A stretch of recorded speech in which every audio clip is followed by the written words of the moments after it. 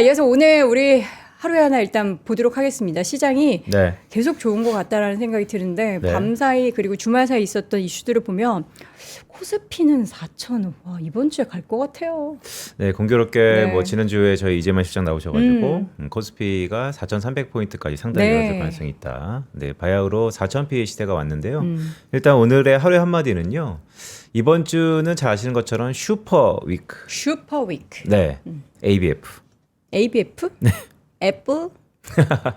B는 네, 뭐지? 에이펙, 빅텍, FMC입니다. 저는 에이펙, 빅테크, F가 뭐라고요? FMC. FMC, 네. ABF. 네, 그래서 뭐 주 후반으로 갈수록 중요성이 좀 높아진다라고 할 수 있고요. 네. 항상 이런 게 있죠. 많은 것들의 악재건 호재건 지나고 나면 오히려 허탈하지 않을까라고 할 수 있는데요. 오늘 뒤에서도 저희 2026년 연간 전망의 후속편을 잘 말씀 주시겠지만 여전히 긍정적인 시그널이 시작하는 그런 한 주다라는 말씀을 드리면서 네.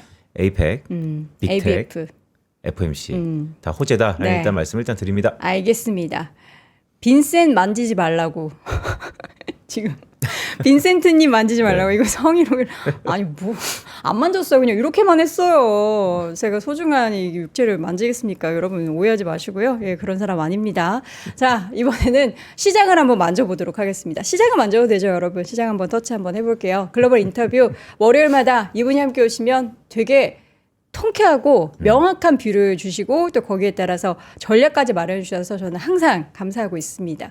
무엇보다 월요일 굉장히 힘든 날인데도 네. 항상 일찍 일어나셔서 준비해 주시는 우리 하나증권 글로벌 투자 분석실 이재만 실장 함께합니다. 실장님 어서 오세요. 어서 오세요. 네. 안녕하세요. 우리 실장님도 월요일에는 일어나기 더 유독 힘들긴 하시죠? 그쵸. 예. 평소에 일어나는 것보다 1시간 정도 일찍 일어나야 그쵸? 되니까. 예. 심지어 방송까지 이제 하시니까 더 신경이 쓰이시고 아무래도 방송은 좀 부담스러운 것 같습니다. 감사합니다. 그럼에도 불구하고 진짜 월요일마다 이렇게 함께 해주셔서 너무나 감사하다는 말씀 드리겠고 또 무엇보다 딱딱 이제 지난주랑 이번 주 딱 얘기해 주시면서 전략 마련해 주시니까 네. 진짜 이 시간이 소중합니다. 귀하디 귀한 시간.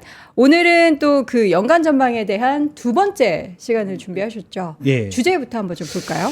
우선 이제 먼저 말씀드릴 주제는 아까 이제 빈센트님이 말씀하신 ABF 이거는 ABF. 이제 단기적으로 좀 중요한 이슈가 될 테니까요. 뭐 시장의 중요한 변화, 변수 뭐 이렇게 보시면 될 것 같습니다. 대신 지난주에 좀 말씀드렸던 게 전체적인 지수에 대한 생각들이었습니다. 네. 지수의 고점 시기 한 내년 한 3분기 정도 그리고 지수가 가질 수 있는 기대 수익률은 S&P 500이 대략 한 16에서 17%, 한국의 코스피가 한 14에서 15% 정도의 네. 기대 수익률을 가질 거라는 말씀을 드렸으니까 이번 주는 이제 기대 수익률 측면보다는 어떤 업종이 좋을 거냐라는 거에 대한 생각 그리고 업종뿐만 아니라 업종에서 좀 종목을 선별한다면 내년에 어떤 변수들을 갖고 어떤 변수들을 봤을 때 주도주는 누가 될 것이냐 뭐 이런 것들에 대한 생각들을 조금 정리해서 말씀을 드리도록 하겠습니다. 아, 그러니까 뭘 사야 되느냐. 네, 정확히 그렇죠? 뭘 사야 네. 되느냐에 대한 생각인 좋습니다. 것 같습니다. 네. 지금 이 상황에서 뭘 사야 하는지에 대한 답변을 또 이 내용에 함께 준비해 주셨을 텐데 그러면 지금 상황부터 한번 하나씩 저희가 분석을 해보도록 할까요? 뭐부터 볼까요? 우선 이번 주에 제일 중요한 변수는 매번 그냥 똑같은 말이 되풀이될 수는 밖에 네. 없겠습니다만 우선 에이펙이 있고 그리고 또 하나가 이번 주에 FOMC 회의가 있고 네. 그리고 이번 주에도 역시 이어지는 빅테크 기업들의 실적 발표가 있을 예정입니다. 우선 지난주에 발표된 물가 지표를 보게 되면 약간 어떻게 보면 시장이 안도 랠리를 이어가는 데 조금 긍정적인 포인트는 됐던 것 같습니다. 물가가 미국 기준으로 했을 때 9월 데이터들이 예상치를 하회하게 되면서 여전히 똑같은 경로를 갖게 되죠. 이번 달 10월 25일에 있을 FOMC 회의 그리고 12월에 있을 FOMC 회의 남은 두 FOMC 회의에서는 금리를 2번 내릴 거라는 생각을 갖고 있고 내년에는 금리 인하가 지속되게 되면서 한 3번 정도 추가적으로 더 인하할 거다라는 생각. 그래서 현재 기준금리 대비해서 대략적으로 내려가는 정도의 수준은 한 3% 정도가 내년에 최종 기준금리가 되지 않을까라는 네. 생각은 갖고 있는 것 같습니다. 굉장히 확고한 생각으로 좀 변해가는 모습들 이런 것들이 지수 상승의 가장 중요한 원동력이 됐다라고 보시면 될 것 같습니다. 근데 지수가 상승할 때 탄력을 결정하고 수익률을 결정하는 건 여전히 아시는 것처럼 흔히 얘기하는 실적들입니다. 근데 이게 실적이라는 게 오른쪽 막대 그래프를 보시면 매 분기마다 어닝 서프라이즈를 낸다고 해서 주가가 강세로 반응하는 건 아닙니다. 예를 네. 들면 여기 보이시는 데이터는 올해의 데이터입니다. 그러니까 1분기 때 어닝 서프라이즈를 냈던 기업들이 S&P 500에서 한 5일간 주가 수익률이 어느 정도 평균적으로 기록을 했을까에 대한 데이터인데 1분기 때는 실적 발표 이후에 주가가 플러스 수익률을 내게 됩니다. 어닝 서프라이즈를 기록을 했고 추정치가 연간께 상향 조정되면서 나타난 현상이었겠죠. 근데 2분기를 좀 생각을 해보면 어닝 서프라이즈 비율이 미국이 여전히 높았음에도 불구하고 오히려 어닝 서프라이즈를 낸 기업들을 중심으로 해서 차익 실현이 나오게 됩니다. 그래서 주가가 좀 빠지게 됐었던 좀 특징적인 국면을 갖고 있죠. 근데 3분기 이제 실적 발표 시즌에 들어서게 되면서 보이시는 것처럼 어닝 서프라이즈를 내면 주가 수익률이 상대적으로 굉장히 높은 편입니다. 아마 이 부분은 내년 실적 추정치를 끌어올리기 때문에 나타나는 현상 정도로 생각을 하시면 될 것 같고 매 분기마다 연도별로 이렇게 분기를 테스트를 해보게 되면 3분기 때 어닝 서프라이즈를 내게 되면 주가 수익률이 상당히 좋다는 것도 공통적으로 나타나는 특징이라고 보시면 될 것 같습니다. 실장님, 근데 오른쪽 방금 말씀 주신 차트를 이렇게 보면 다시 한번 차트 좀 보여주시죠. 네. 네, 1분기 때는 복귀해 보면 올해 뭐 고만고만 할 거다라고 했는데 뚜껑 열어보니까 돈을 잘 벌어서 주가가 올랐고 그렇죠.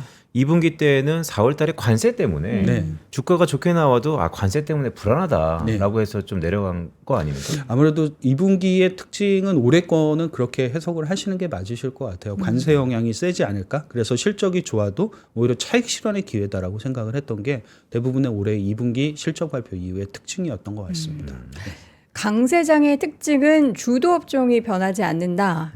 그 이제 말씀은 AI 관련해서 그 안에 있는 산업들이 계속 좋아질 수 있다.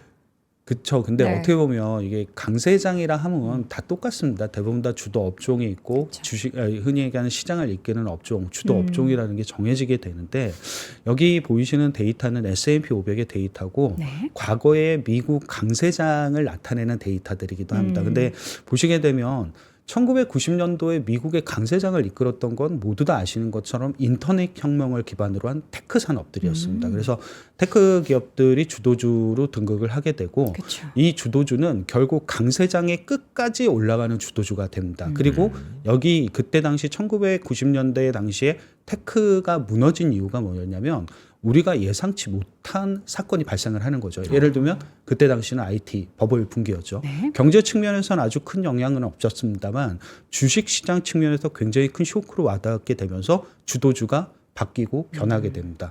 그 이후에 나왔던 주도주는 2000년대에는 너무 잘 아시는 것처럼 신흥국 투자의 붐이었습니다. 그러다 보니까 미국도 똑같죠. 에너지, 소재, 산업재로 불리우는 투자 섹터들이 2000년대 전체를 이끌고 가는 대표적인 주도 업종이 되어버리게 됩니다. 물론 그 주도 업종이 깨졌던 이유는 당연히 글로벌 금융위기가 발생을 했었죠. 그쵸. 똑같이 예상을 못했었던 위기가 발생하기 전까지는 강세장에서 주도 업종이 변하지 않았다는 걸 또 다르게 보여주는 케이스가 되는 것 같습니다.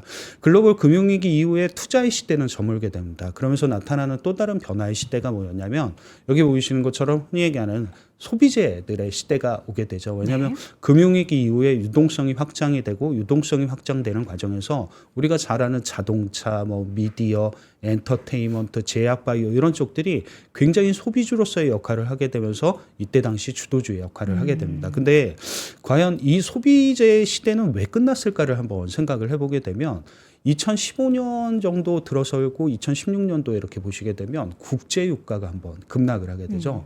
100달러에 있던 국제유가가 반토막이 나게 되면서 거의 50달러 정도로 내려가게 됩니다. 그리고 여기서 연준이 약간 이제 긴축으로 좀 전환을 했었고 중국이 경기 둔화 우려가 있게 되면서 경기 소비재 시대에 여기 마무리가 되는 특징을 갖고 있었던 것 같습니다. 시기는 조금 다르게 측정을 할 수도 있겠습니다만 2017년 이후부터는 테크가 이제부터 본격적으로 부각이 되기 시작을 하죠. 네. 반도체의 사이클 이런 것들 때문에 이제 부각이 되게 되는데 보시게 되면 강세장이 유지된다라고 하게 되면 첫 번째 바꾸지 않으셔야 될 시각 중에 하나는 주도주가 바뀌지 않을 거라는 시각을 그러니까 주는 바뀌겠습니다만 주도 업종이 바뀌지 않을 거라는 생각은 하나 정도 가져보실 필요가 있으실 것 같습니다. 대신 주도 업종이 바뀐다라고 하게 되면 오히려 한번 시장은 굉장한 크래시를 맞게 될 가능성이 좀 있다는 점도 좀 생각해 두실 포인트가 될 것 같다는 생각 가지고 있습니다. 이게 근데 이제 한 번씩 이렇게 섹터가 쫙 주도 섹터로 부각이 됐을 때 물론 이제 평균적으로 그 연두수는 기간은 좀 다르기는 하지만 2017년부터 지금 2025년까지 네. 거의 10년 가까이 이렇게 올라가고 있는데 이게 플러스 알파가 더 될 건지 아닌지 그러니까 기간이 계속해서 연장될 수 있을지 여부는 결국엔 실적을 보면 되는 건가요? 그게 아무래도 이제 실적이라는 부분과 말씀드렸듯이 흔히 얘기하는 주식시장의 고점에 대한 시기 이런 부분들을 네. 측정을 할 때는 유동성의 확장이 어느 정도까지 지속될 수 있느냐도 굉장히 중요한 포인트가 되는 것 같습니다. 유동성의 예, 확장. 그러니까 일반적으로 강세장이라고 하더라도 주가가 굉장히 크게 밀렸었던 때가 네. 대부분 다 연준이 긴축으로 전환을 했을 때 좀 나타나는 현상이기도 했었습니다. 그러니까 약간 유동성의 확장 효과가 마무리되는 시점들 또는 여기에 같이 맞물려서 아까 말씀 주신 것처럼 기업들의 실적이 언제까지 좋아질 수 있느냐에 대한 생각들 아마 이런 것들이 가장 중요한 포인트가 된다라고 보시면 될 것 같습니다. 네. 대신 이제 주도 업종을 만드는 공통점들은 다 있죠. 그러니까 네. 흔히 얘기하는 주가가 많이 올라서 주도 업종이라기보다는 여기 그림 보시게 되면 아까 보셨던 그 시대들 그러니까 1990년대, 2000년대, 2010년대 그리고 2010년 후반대를 보시게 되면 이 주도 업종이 갖고 있는 공통점은 뭐냐면 모두 다 그 시대의 이익을 이끈다는 공통점도 분명히 갖고 있습니다. 네. 아시는 것처럼 뭐 90년대 그 좋았던 테크가 이만큼 주가가 올라갈 수 있었던 이유는 결국 테크가 가장 실적이 좋았기 때문이고 2000년대 들어서 투자가 굉장히 투자 관련된 업종들이 주도주의 역할을 했던 건 실적이 그냥 이익 증가율이 가장 높았기 때문이기도 합니다. 이거는 소비재의 시대도 마찬가지였고 지금의 테크도 여전히 다를 바 없다라는 생각을 가지시면 될 것 같습니다. 한국 시장의 주도주도 미국을 따라간다는 의미 분명히 맞는 의미이기도 한데 네. 한국 시장의 주도주 역시도 똑같죠. 과거의 주도주의 흐름들을 생각을 해보게 되면 그 시대의 주도주가 그 흔히 얘기하는 그 시대의 이익을 이끌었고 가장 이익 증가율이 높았던 건 예나 지금이나 크게 바뀌지 않는 하나의 모습이다라는 생각 네. 이런 것들을 좀 해보실 필요가 있으실 것 같습니다. 그래서 강세장에서 내가 주도 업종이 뭔가냐라는 걸 너무 그렇게 많이 고민을 하실 필요는 없겠죠. 강세장을 시작했던 업종이 주도주고 그리고 이익 증가를 계속 이끌고 가는 업종들이 그냥 주도 업종의 역할을 한다라고 보시면 될 것 같습니다. 저기 보면은 소프트웨어가 우리나라의 지금 예. 593%인데 저기는 뭐 네이버 카카오인가요? 예, 여기가 그 아시는 것처럼 네이버 카카오의 그 이익 증가율이 과거에. 굉장히 높았을 때 한번 나타났었던 네네. 특징적인 현상이기도 합니다. 특히 이때 네이버가 잘 아시는 것처럼 아임이라는 기업을 인수하게 되면서 네. 상대적으로 실적이 굉장히 좋아졌던 순이익이 좋아졌던 시기였다라고 보시면 될 것 같습니다. 2020년 들어서 뭐 코로나19 이런 것들이 생기게 되면서 아무래도 인터넷이라든가 이런 그쵸. 쪽들에 대한 변화 이런 것들이 가장 많았던 시점이라고 보시면 될 것 같습니다. 네. 내년도에 그러면 S&P 500을 이끌 주도 섹터 뭐가 될지를 보면은 결국에는 이제 그래프를 여러분 보시겠지만 테크 네. 그리고 그에 더불어서 같이 따라가는 이제 유틸리티. 네. 예. 아무래도 가겠네요. 이게 미국은 말씀드렸듯이 한번 주도 업종이 지금 있는 상황이고 네. 네. 이 업종들을 중심으로 해서 이익 증가율 뭐 이런 쪽들이 굉장히 높은 편이기도 합니다. 물론 이익이 100% 증가한다고 해서 주가가 100% 올라가는 건 아니긴 합니다만 그렇죠. 기본적으로 이익에 대해서 주가에 대한 상승에 대한 민감도 이런 쪽들이 높은 쪽이 대표적으로 테크하고 또 유틸리티이기도 합니다. 그러다 보니까 얘기하는 이익 증가율이 높으면 높을수록 높은 기대 수익률을 갖는 쪽들이 대부분 다 테크와 유틸리티 쪽에 많이 집중이 돼 있다는 특징을 갖고 있습니다. 여기가 다 아신 것처럼 또 AI 관련된 뭐 전력 그쵸. 관련된 이런 쪽 기업들이 모두 다 이쪽에 집중되어 있다 보니까 훨씬 더 특징적으로 좀 나타나는 부분인 것 같습니다. 대신 미국은 약간 제약 바이오 쪽들, 그러니까 이게 제약 바이오가 전통 제약주들은 아니고 기본적으로 약간 바이오테크 관련된 기업들이긴 합니다만 이런 쪽들도 상당히 이익 증가율이 높아서 내년에 미국에서 기대 수익률이 높은 대표적인 섹터로 꼽히고 산업재 같은 경우도 아시는 것처럼 AI에 관련된 투자에 관련된 주식들 또 기업들이기도 합니다. 그래서 이런 쪽들도 여전히 내년에 기대 수익률이 좀 높은 쪽으로 생각을 하시면 될 것 같습니다. 생각보다 의외로 소비재들 쪽들이 아주 그렇게 기대 수익률이 높은 편이 아니라는 특징도 갖고 있고 네. 금융은 전체적으로 은행주들이 대부분 다 축이 되다 보니까 내년에 금리 인하를 많이 생각을 해서 그런지 솔직히 은행 같은 경우는 아주 그렇게 이익 증가율이 높진 않은데 대신 다각화 금융이라고 하죠. 왜 투자은행들 이런 쪽들은 아무래도 흔히 얘기하는 M&A 이런 것들의 증가 기대 이런 것들로 인해서 네. 상대적으로는 이익 증가율에 대한 기대가 좀 높다는 게 특징적이라고 생각을 하시면 될 것 같습니다. 그래서 네. 아마 크게 주도 업종이 변하는 거는 잘 못 느끼실 것 같습니다. 올해도 테크하고 유틸리티가 미국에서 가장 주가 수익률이 좋았던 대표적인 업종이기 때문에 그쵸. 네. 내년에도 뭐 크게 변하진 않을 수 있다 정도의 생각을 갖고 말씀을 드릴 수 있는 내용이 될 것 같습니다. 네, 이재만 실장님이 내년도 S&P 500의 기대 수익률이 어느 정도였죠? 우선 지난주에 말씀을 드릴 때 대략 16에서 17% 정도 된다라고 말씀을 드렸습니다. 여기 보이시는 업종들은 테크 정도가 가장 그러니까요. 우월하게 높게 나타난다는 네. 특징을 갖고는 있습니다. 네. 내년에도 그러면 숫자적으로 쭉 보니까 느낌상 쏠림이 있을 거다라는 생각이 좀 드는데. 그 쏠림은 근데 어찌할 수는 없을 것 같습니다. 왜냐하면 강세장인데 내가 싼 주식을 사겠다는 생각이 조금 이상할 수도 있습니다. 싼 주식은 소외된 주식이겠죠. 그 시대에 물론 다음 시대가 오게 되면 그 주식이 다시 주도주가 될 수도 있겠습니다만 싼 주식을 산다는 생각보다는 오히려 약간 비싼 주식을 사서 조금 더 비싸게 팔 수 있는 시기들, 방법들을 찾아내는 게 강세장에서는 조금 더 합리적이고 논리적인 생각이라는 판단도 가지고는 있습니다. 네.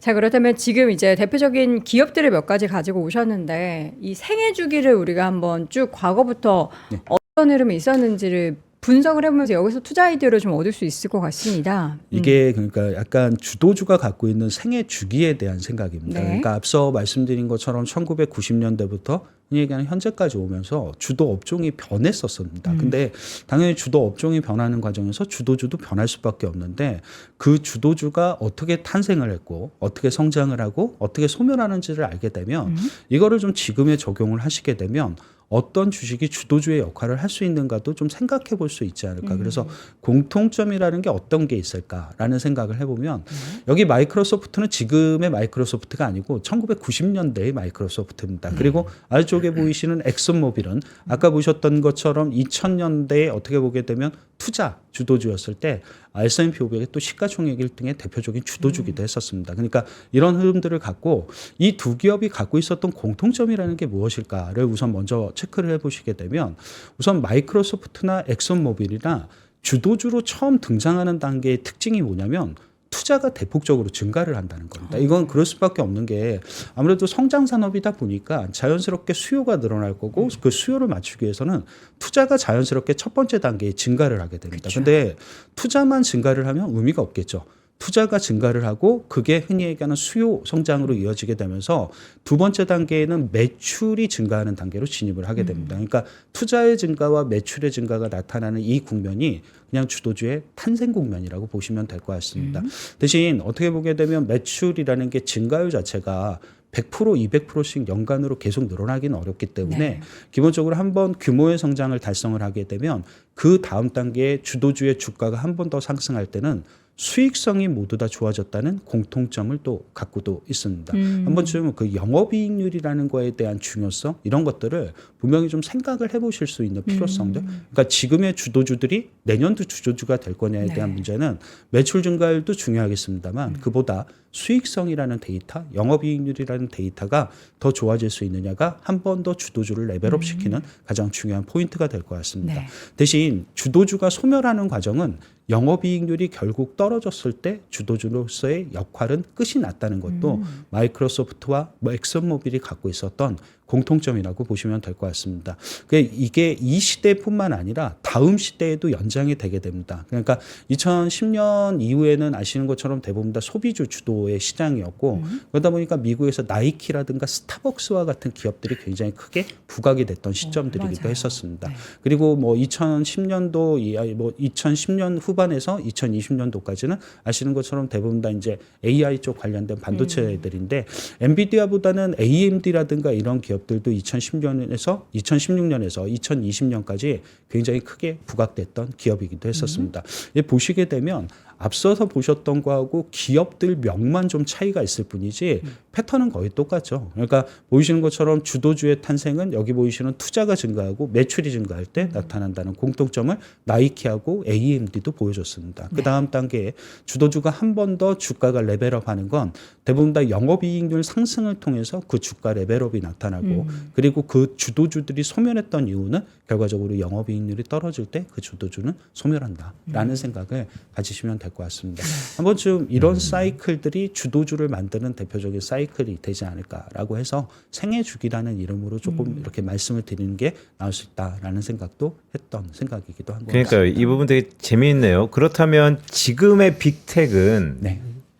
매출에서 수익성으로 넘어온 겁니까? 아니면 여전히 설비 투자에서 매출 단계입니까? 그러니까 그거는 두 가지로 나눌 수가 있을 것 같습니다. 우선 예를 들면 반도체 기업을 보신다라고 할 때는 기본적으로 매출 성장은 어느 정도 정점을 이루게 됩니다. 그래서 여기 오른쪽에 그림을 보시는 것처럼 올해 엔비디아보다도 반도체 기업들 중에서 주가 수익률이 높았던 건 브로드컴입니다. 물론 1년을 잘라봤기 때문에 그럴 수도 있겠습니다만 결과적으로 그 브로드컴이라는 회사가 왜 이렇게 주가 수익률이 엔비디아를 올해 뛰어넘을 수 있었을까는 오른쪽에 막대 그래프죠.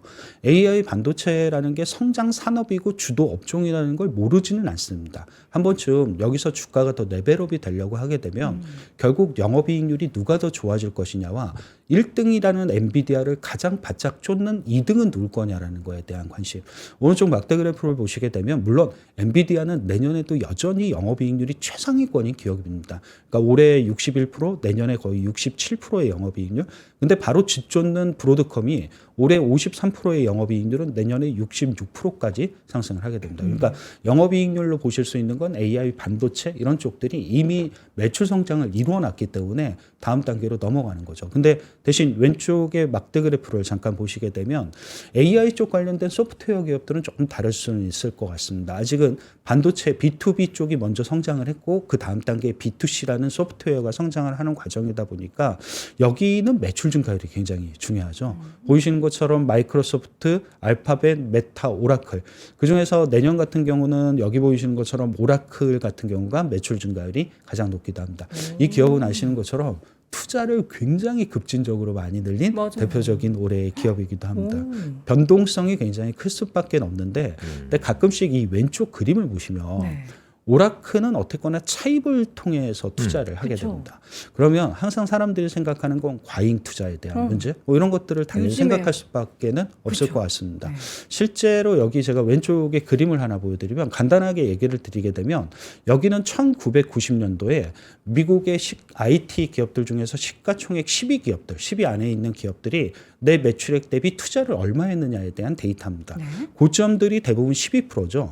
근데 지금은 얼마나 하고 있을까를 보게 되면 11% 정도입니다. 그러니까 어떻게 보면 IT 버블을 만들었던 시대만큼 지금 IT 기업들이 투자를 많이 하고 있구나라는 생각, 약간 과잉 투자, 흔히 얘기하는 너무 투자가 많지 않냐는 고민 충분히 있을 수 있는 시점이라고 생각을 갖고 있는데 여기 오른쪽 막대 그래프를 보시면 이게 투자를 하면 우리가 생길 수 있는 수익성이라는 게 있겠죠. 그 기업들마다.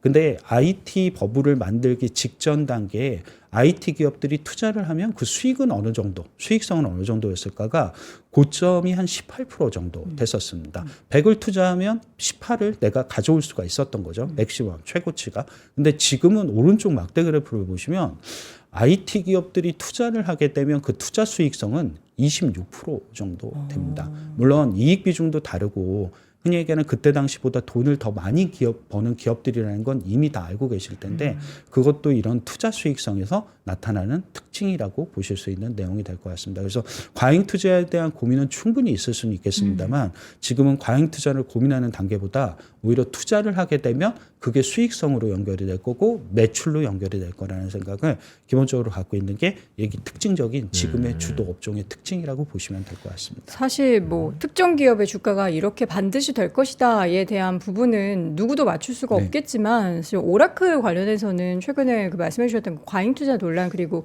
한번 이제 엄청난 급등 이후에 네. 그래서 출렁임이 굉장히 심각했거든요. 네. 근데 또 그것을 우리 이재만 실장님의 이야기를 듣고 보니까 물론 변동성이 있긴 하겠지만 내년도에 가면은 또 지금의 자리가 굉장히 까마득하게 먼 네. 예, 구간이 될 수도 있겠다는 생각도 많이 드네요. 물론 이제 투자를 하실 때야 여러 가지 변수를 네네. 보면서 당연히 해야 될 부분도 있겠습니다만 네. 한 번쯤은 공격적인 투자를 하는 기업이 내년에 가장 공격적으로 높은 매출 증가율을 갖고 있을 수 있다는 생각도 해두실 필요는 있으실 것 같아요. 그러네요. 약간 지금이야 어쨌거나 주가가 많이 올랐고 오라클도 고점까지는 거의 한 100%가량 올랐었습니다. 맞아요. 올해 주가가. 네. 그러니까 이런 거는 되게 두려울 수밖에 없습니다. 근데 만약에 공격적인 투자를 하지 않는다라고 하게 되면 오히려 내년은 매출 성장은 뭘로 이뤄낼 거냐라는 걸 그 기업에 반문할 수밖에 없기 때문에 좀 이런 부분들도 한번 좀 생각해 보셔야 될 고민의 포인트가 될 것 같습니다. 근데 말씀을 쭉 들어보니까 가장 중요했던 건 이제 투자에서 매출, 매출에서 이익단에서의 최고조인데 거기에 근간에는 결국 비용이 낮아져야 된다. 네. 결국 금리 인하 시기에 좀 더 증폭될 수 있다.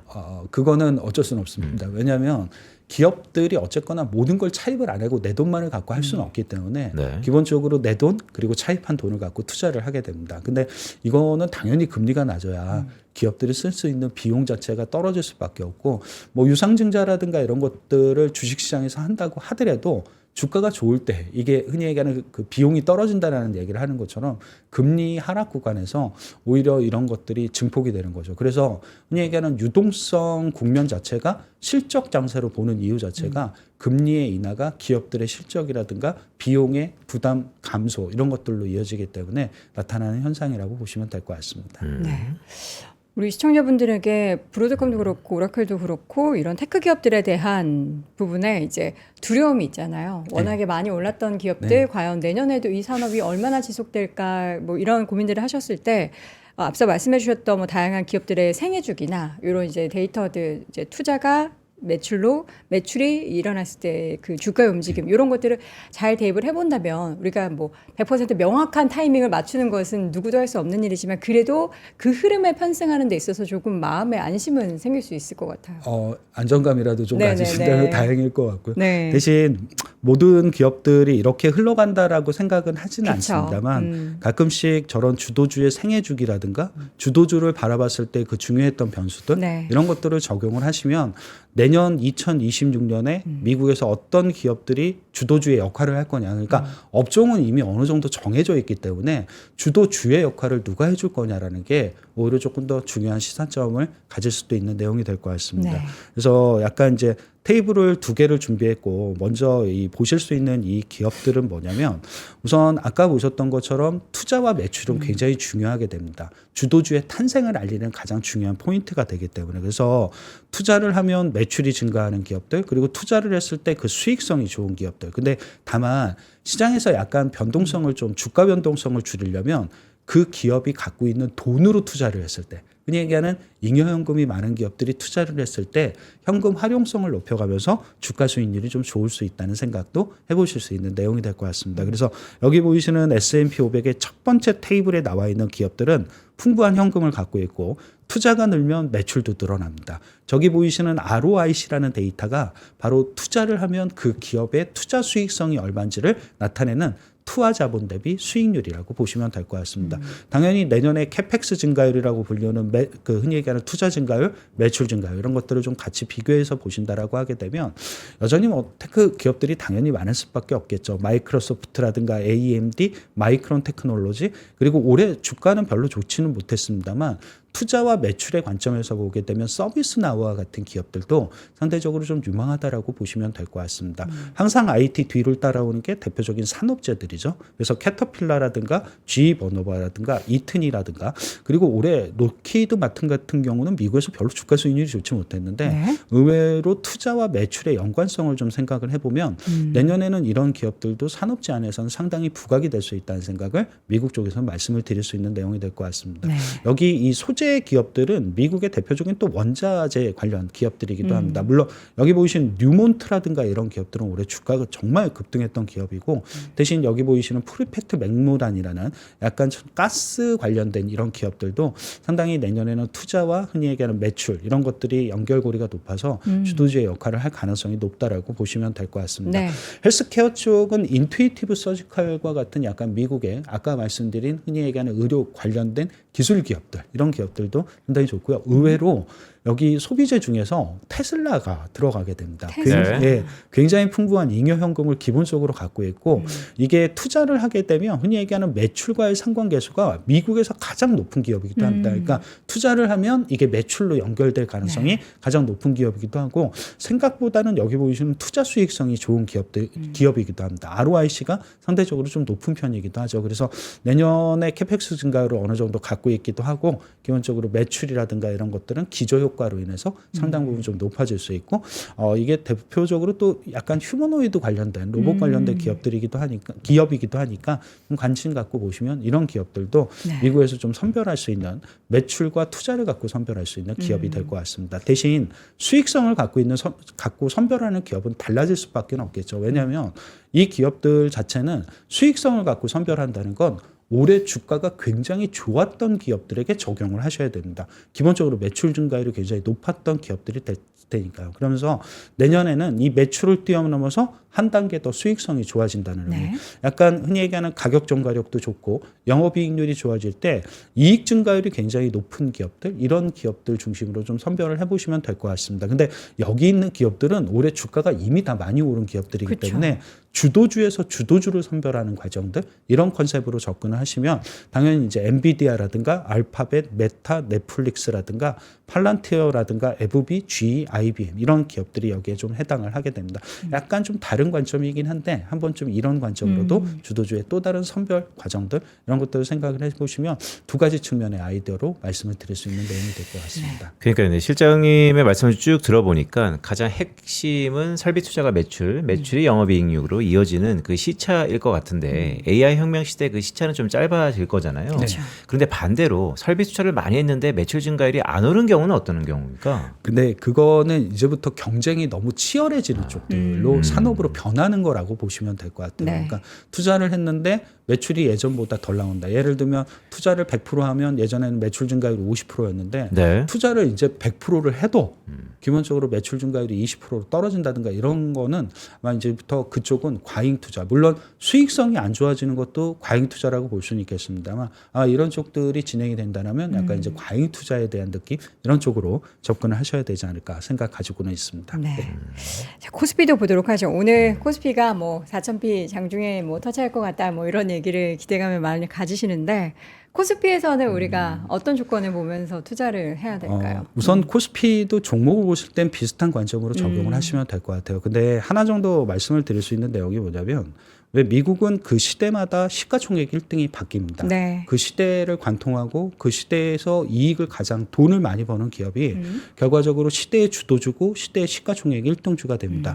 한국은 시가총액 1등이 제 기억엔 바뀐 기억이 없습니다. 근데 올해 좀 보시게 되면 여기 삼성전자하고 하이닉스죠. 보이시는 것처럼 삼성전자가 올해 대략적으로 예상하는 순이익이 한 34조 원. 하이닉스가 예상되는 순이익이 33조 원. 물론 이번 주에 실적 발표를 하게 되면 조금 더 높아질 가능성도 없지 않아 있는데 약간 이랬던 게 굉장히 이례적인 상황입니다. 삼성전자만큼 돈을 버는 시가총액 2등 기업이 거의 없었기 때문에. 처음 아닌가요? 드디어 나오는 것 같던데? 옛날에 금융이 한 번 있었나요? 그 금융이 아주 예전에 그러니까 있긴 있었는데 그래도 여기서 나타나는 특징들이 뭐냐라는 좀 생각을 해보게 되면 한국은 결과적으로 코스피가 리레이팅 한다는 의미는 내가 시가총액 1등으로 바뀔 수 있는 기업이 있을 때 가능하다라고 보시면 될 것 같아요. 물론 실제로 바뀌면 또 다른 굉장히 큰 변화가 나겠습니다만 예전에 왜 우리가 한때 시가총액 2등들이 삼성전자의 시가총액 그 1등에 어느 정도까지 다가갔을까? 물론 이거는 예전에는 삼성전자의 시대가 아니었고 IT의 시대가 아니었으니까 조금 다르긴 합니다만 예전에 그 2007년 포스코 이런 것들이 굉장히 그 투자의 시대에 시가총액 2등까지 올라갔을 때가 삼성전자 대비 62% 정도였습니다. 시가총액이. 그리고 그 2010년도 들어서게 되면서 아시는 것처럼 현대차, 기아 이런 쪽들이 굉장히 시총이 크게 올라가게 되면서 시총 2등까지 한번 했었죠. 이 두 기업의 합산 시총은 삼성전자 대비 64%까지 올라가게 됩니다. 현재 하이닉스는 삼성전자 대비 54% 정도 수준입니다. 10% 정도. 네, 약간은 조금 더 위쪽으로 올라갈 수 있는 가능성 충분히 좀 남아 있을 수도 있지 않을까. 1등이 바뀔 수 있다는 그 기대감 이런 것들이 코스피 리레이팅, 코스피의 레벨업 이런 것들에는 굉장히 또 중요한 변수가 될 수도 있다는 생각들도 한 번쯤은 해보실 수 있는 내용이 될 것 같습니다. 물론 네. 이익을 기반으로 하는 거니까 당연히 이익이라는 변수가 제일 중요할 수밖에 없는데 그쵸. 그래도 이런 것들을 좀 생각해 보실 수 있는 요즘의 포인트는 여기에 좀 있지 않을까. 아마 하이닉스가 이번 주에 실적 발표를 하게 되니까 그러니까요. 조금 더 보다도 관심 높게 보실 수 있는 포인트가 될 것 같습니다. 그러니까 삼성전자가 못한 건지 SK하이닉스가 잘한 건지 최근까지 보면 SK하이닉스가 잘한 거는 당연했는데 또 한 달 사이에 삼성전자도 크게 네, 이익이 그렇죠. 증가할 가능성이 높아 보이잖아요. 아무래도 디램 가격이 이렇게 상승하는 것도 거의 이례적인 일이기 때문에 그러니까요. 전자의 그 긍정적인 실적에도 굉장히 크게 영향을 주는 것 같습니다. 그리고 올해 정도까지는 저렇게 하는데 내년에 이익 추정치를 또 보게 되면 삼성전자가 하이닉스 대비 또 앞서기는 합니다. 약간 이런 것들이 좀 나타나는 것들의 특징들 이런 것들은 여전히 좀 유효한 것 같습니다. 네. 그래서 우리나라도 가끔씩 이렇게 어떤 업종이 주도주일 거냐에 대한 생각, 주도 업종일 거냐에 대한 생각은 크게 바뀌지는 않습니다. 여기 보이시는 테이블, 약간 우리나라에서 흔히 얘기하는 주도 업종의 역할을 내년까지도 이어갈 수 있는 업종들, 아까 보셨던 다양한 변수들, 그러니까 매출, 투자, 그리고 미국과의 연관성, 그리고 순이익의 비중 변화 이런 것들을 갖고 측정을 해보게 되면 약간 좀 지겨우실 수는 있는데 반도체, 조선, 기계 이런 쪽들은 그냥 올해에 이어서 내년에도 주도주의 역할을 하게 됩니다. 근데 의외로 새롭게 뛰어드는 쪽들이 누구냐면 여기 보이시는 2차 전지 쪽들 그리고 여기 보이시는 에너지 이런 쪽들이 새롭게 그리고 헬스케어 그러니까 아까 제약 바이오 이런 쪽들이 새롭게 조금 더 부각이 될 수 있는 업종들이라고 보시면 됩니다. 대신 이 업종들은 주가의 변동성이 상당히 커질 수밖에 그렇죠. 없겠죠. 이익에 대한 기대가 있다가 그게 실망으로 와닿았을 땐 다시 한번 내려갈 수 있고 이런 변동성은 있겠습니다만 한 번쯤은 이런 쪽들도 내년을 바라봤을 때는 조금 흔히 얘기하는 엣지를 준다고 하죠. 포트폴리오의 좀 수익률의 스윙 팩터 이런 쪽들로 생각을 하시면 가능성이 좀 있는 업종들로 보시면 되지 않을까라고 생각 가지고 있습니다. 우리나라 시장도 기업 봐주시죠. 기업 같은 경우는 아까 보셨던 것처럼 매출과 투자에 대한 연관성 이런 것들로 생각을 해서 투자가 늘었을 때 매출이 많이 늘고 흔히 얘기하는 ROIC라는 투자 수익성도 높고 그리고 여기 보이시는 것처럼 캐시를 현금을 많이 갖고 있어서 이 현금을 통해서 투자를 할 수 있는 대표적인 기업들. 그러니까 삼성전자나 한화 에어로스페이스나 여기 보이시는 아까 제약바이오 말씀을 드렸을 때 셀트리온이라든가 삼성 SDS, 하나솔루션 이런 기업들도 여기에 대표적으로 좀 해당을 하는 기업들이 될 것 같습니다. 아까 왜 우리나라에서도 올해 주도주들이 있었죠. 그리고 네. 올해 주도주들은 내년에도 주도주의 역할을 할 수 있는 쪽들이 누구냐라는 건 결국 흔히 얘기하는 수익성에 대한 데이터가 될 것 같습니다. 높은 가격 전가력을 갖고 수익성이 좋아질 때 이익 증가율이 높은 기업들 이런 기업들이죠. 근데 이쪽은 워낙에 올해도 노출된 기업들이라서 하이닉스라든가 현대중공업이라든가 하나오션이라든가 한국전력, 현대로템, HD 현대일렉트릭 이런 기업들이 대표적으로 여기에 조금 해당을 하게 되는 것 같습니다. 좀 관심 있게 보신다면 한국도 이렇게 미국하고 비슷한 두 개로 나눠서 두 개의 관점을 갖고 보실 수 있는 내용은 될 것 같습니다. 그러니까 제가 이재만 위원을 한 10년 넘게 이렇게 쭉 보고 있는데 사실 이재만 위원이 많은 적재적소에 뷰를 주시죠. 하지만 저 개인적으로 봤을 때 이분이 SK하이닉스를 말씀하실 때 거의 저중률이 제 기억상 100%예요. 우리 한 1년 반쯤에 SK하이닉스 그때 막 해야 된다라고 해서 지금까지 이렇게 주도주를 하는 거 보면 여전히 한국의 코스피의 리레이팅이 삼성전자와 SK하이닉스의 그 서로 간에 너 잘나냐 내 잘나냐 하다가 코스피가 5,000피로 가는 그 여정이 열릴 것 같다라는 그런 개인적인 바람도 좀 있는데 지금 S&P 500이 6,700, 6,800포인트잖아요. 네, 내년에 뭐 이제 막 가겠는데요. 아니 심장이 막 지금 두근거려요. 이게 뭔가 되게 두렵거든요. 그러니까 그 두렵다는 게 그 내가 탐욕을 부려도 되는 시점인가 싶어서 아까 전에 제가 2차 전지 탁 얘기 나오자마자 그랬잖아요. 그게 지난주에 너무 급등을 하다 보니까 이게 맞나? 이게 맞나? 뭐 이런 생각에 주말 내내 관련한 뭐 리포트도 보고 기사도 보고 엄청 많이 했는데 실장님의 자료 딱 보는 순간 맞긴 하구나. 근데 말씀해 주신 것처럼 변동성에 심한 걸 내가 감당할 수 있으면 투자하는 거고 그렇지 못하고 나는 무서워하면 못하는 건데 여러분 되게 고민 많이 되실 것 같아요. 미리사 말씀드렸잖아요. 밀의사. 밀릴 때 의심하지 말고. 근데 안 밀리니까 문제죠. 밀릴 듯 하면서 반도체도 조금 기회 주나 싶었는데 그 한 1시간 아침에 그 9시부터 10시까지 기회 주고 안 주더라고요. 그러니까 밀려도 의심하지 않아야 되는데 네. 안 밀리면 얼마나 더 의심하지 않고 살아야 되는 겁니까? 참 무서운 시장이고 이 공포 안에서 우리가 탐욕을 부려도 되나 싶은데 그 부려도 되는 것들에 대한 근거들을 시장에서 계속해서 던져주고 있으니까 여러분들도 잘 투자에 참고하셔서 올해 내년 계속해서 수익을 좀 많이 보셨으면 좋겠습니다. 수익 많이 보실 때마다 3프로TV 저희 얘기를 잊지 않아 주셨으면 좋겠고요. 오늘 또 고생 많이 해주신 우리 이재만 시장님께 감사 말씀드립니다. 고맙습니다. 감사합니다. 고맙습니다.